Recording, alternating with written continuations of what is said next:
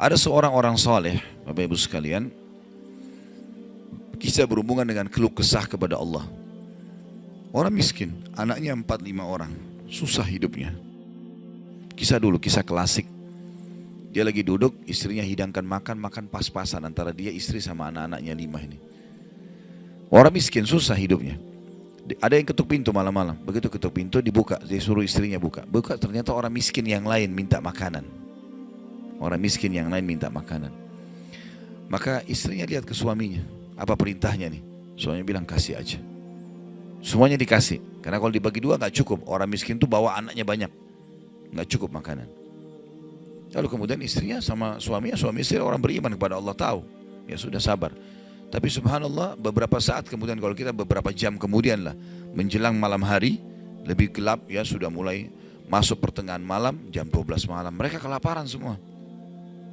Istrinya bilang, anak-anaknya nangis, saya lapar, kamu juga lapar, anak-anak lapar, bagaimana? Kata suaminya, tenanglah, saya akan coba cari jalan keluar, minta kepada Allah. Istrinya gak paham suaminya mau kemana. Dia pakai bajunya, baju keluar, kemudian dia keluar pergi ke masjid dekat rumahnya. Malam hari, jam 2 malam. Dia keluar, dia masuk di masjid, lalu dia sholat tahajud. Dan ini sifat orang beriman. Berkeluh kesah sama Allah itu jangan cuma hal yang besar, dari hal yang kecil. Manja sama Allah itu baik.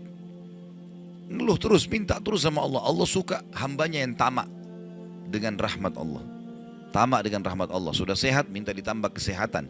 Sudah kaya, minta ditambah kekayaan. Selalu minta tamak dengan rahmat Allah. Dan sudah pernah saya bilang, meminta sesuatu agar nikmat ditambah atau bertahan, itu adalah pahala lebih besar daripada kalau cobaan sudah datang baru kita minta diangkat cobaan tersebut. Kita sehat, minta agar Allah pertahankan kesehatan, itu lebih besar pahalanya dibandingkan nanti sakit baru minta disembuhkan. Jadi tamak dengan rahmat Allah itu penting. Kalau bahasa saya sebenarnya bermanja-manja sama Allah. Selalu ya Allah bantu, ya Allah tolong, ya Allah mudahkan, ya Allah terus hidupnya. Kalimatnya selalu begitu. Orang ini masuk ke dalam masjid, dia sholat malam lalu dia minta sama Allah, doanya begitu. Ya Allah, engkau tahu aku kelaparan dengan istriku dan anakku malam ini, maka berilah kami makan. Minta makan sama Allah. Ya. Maka yang terjadi dalam kisah ini dikatakan ada seorang raja, pemimpin wilayah itu, sudah 1 minggu mau taubat. Sudah seminggu mau taubat. Dia tidak tahu harus kemana. Pada malam itu, di mana orang soleh yang miskin ini sedang ibadah, minta tolong kepada Allah dikasih makan. Raja ini gelisah, dia keluar lalu dia bawa 1 kantong uang emasnya. Dia bawa juga sekantong makanan yang terbaik yang dia punya di istananya. Kemudian dia bilang, ya Allah, sebagai bentuk taubatku kepadamu, saya akan berikan ini kepada hambamu yang engkau tunjuk. Ya. Lalu kemudian sebagai bentuk juga, saya tidak memilih kecuali engkau yang memilih Allah, saya tidak akan pegang tali kekangan kuda ini, saya biarkan dia jalan kemana. Akhirnya orang raja ini naik di atas kudanya, dia bawa itu kemudian jalan kudanya, kudanya mampir di masjid yang ada orang soleh itu. Dia bilang, saya tidak tahu kenapa kuda ini mampir di masjid, lalu saya turun, saya temukan dalam masjid, waktu zaman dulu gak ada lampu, gak ada penerangan, cuma dia dengar suara, gelap di masjid. Dia masuk, temukan ada orang ini lagi berkeluh kesah sama Allah. Minta, ya Allah, saya sama istri saya kelaparan sama anak-anak, berilah kami makan, gitu kan. Maka dia bilang, raja ini pun setelah orang itu berdoa sholat lalu dipanggil, dia bilang, saya seorang raja di sini, saya sadar bertobat kepada Allah dan saya dengar doamu, tadi kau minta makanan, maka ini saya kasih, ini harta saya yang saya niat sedekahkan dengan makanan, ambillah. Dan kalau kau punya masalah lagi, datang ke istana saya, kapan saja. Kira-kira saya mau tanya Bapak Ibu sekalian, kita jujur menjawab. Kalau seandainya kita di posisi orang ini, kita sudah dapat solusi. Kalau kita sekarang mungkin ada orang kasih kartu nama, nih ya, butuh apa saja telepon saya. Misal presiden, tidak usah presiden, terlalu tinggi lah. Misal seseorang kita temui orang kaya, ada masalah apa saya telepon ke saya akan bantu. Saya yakin umumnya orang meninggalkan Allah pada saat itu. Sudah selesai, dia pikir orang ini sudah bantu, sudah selesai. Tiap hari telepon orang itu, telepon dikasih bantuan. Perhatikan orang soleh ini apa yang dia bilang. Waktu raja itu bilang, kalau ada keperluan apapun datang ke istana saya. Dia bilang, saya demi Allah tidak akan datang kepada anda kalau saya punya masalah. Tapi saya akan datang kepada Allah, Tuhan saya dan Tuhan anda, yang telah mengutus anda datang kepada saya malam ini membawa makanan. Justru kalau ada sudah solusi dari Allah, makin dekat sama Allah. Jangan sudah dikasih lupa ini. Ini poin penting bagaimana kita jaga berkeluh kesah kepada Allah. Jadi jangan berpikir Bapak Ibu sekalian, masa sih saya bisa sembuh hanya karena saya sujud? Masa sih saya bisa mendapatkan keturunan hanya karena saya sujud? Ini kesalahan ini. Justru harus kita fahami kalau itu bisa. Dan Allah punya cara. Setiap jawaban Allah kalau datang itu sesuai dengan sistem atau sunnatullah yang telah Allah ciptakan di alam kita ini. Misal saya berkeluh kesah, ya Allah sendal saya putus, gantikanlah. Sahabat begitu ya, para sahabat Nabi itu kalau sendalnya putus, ya Allah sendal saya putus, gantikanlah.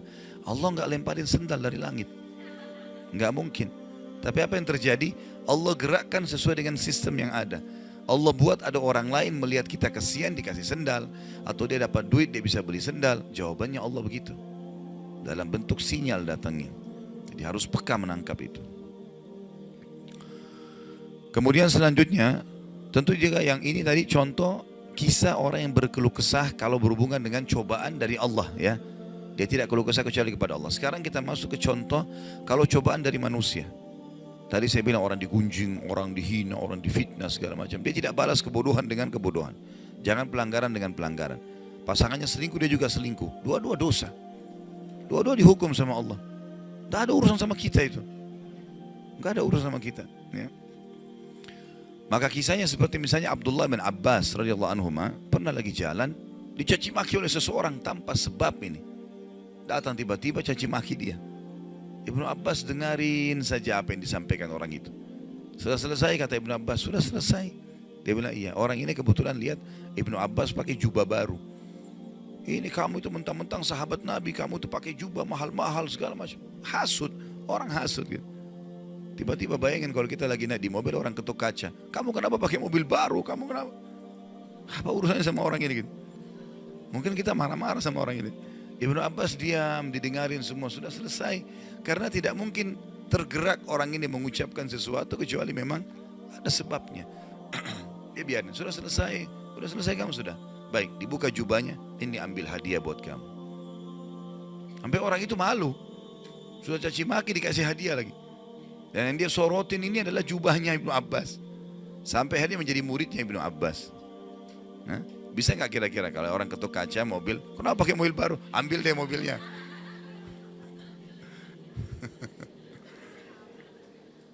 Baik, kisah yang lain, Ali bin Husain radhiyallahu anhu. Ini cucu Nabi SAW, anaknya Husain. Ya, radhiyallahu anhu ajma'in. Terkenal dengan Zainal Abidin, masyhur dengan kesalihannya.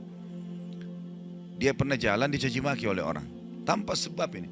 Mentang-mentang kau turunan Nabi, mentang-mentang kau begini, mentang-mentang kau begini, dicaci maki. Dia diam saja. Dia nggak bicara banyak. Didengarin.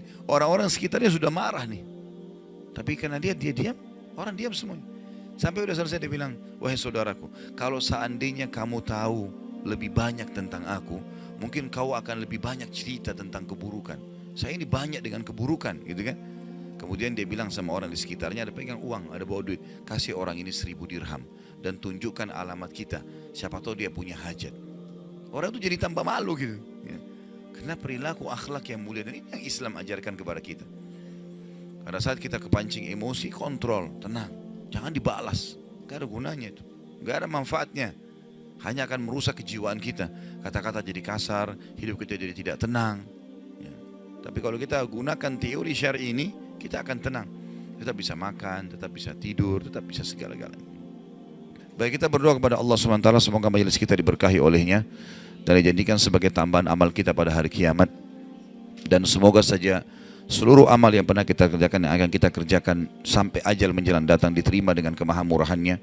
Dan semoga semua dosa yang pernah kita kerjakan sekecil sampai sebesar apapun diganti dengan kemahamurahan Sang Pencipta menjadi pahala. Dan kita mendoakan Indonesia untuk selalu makmur, damai, tentram, dan seluruh muslimin bersatu di bawah bendera tauhid la ilaha illallah Muhammad Rasulullah, kembali dalam segala ibadah mereka kepada Al-Quran dan Sunnah. Dan semoga Allah juga memberikan pemimpin-pemimpin yang muslim yang adil kembali kepada Al-Quran dan Sunnah. Dan juga semoga Indonesia menjadi contoh bagi negara-negara yang lain. Dan kita selalu mendoakan saudara kita di Palestina, di Syria, di Yaman, di Irak, di Myanmar, di Ahsa, dimanapun mereka berada yang sedang tertindas. Semoga Allah ikhlaskan niat mereka, terima para syuhada mereka, mulakan Islam di tangan mereka dan tangan kita semua. Dan semoga Allah partisipasikan kita bersama mereka di pahala, baik dengan doa, dengan harta, dan juga dengan jiwa kita.